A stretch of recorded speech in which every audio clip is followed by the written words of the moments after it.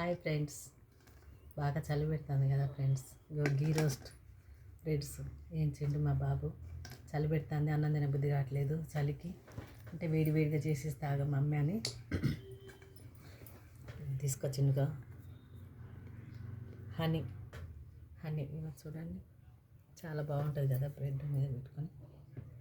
Jam పెట్టుకుంటారు కానీ honey ఉంది కదా, చాలా బాగుంటుందని.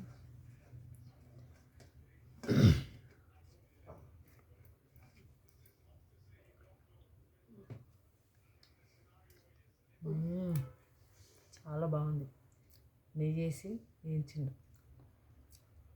టేస్ట్ బాగుంది, వేడి వేడిగా ఉంది.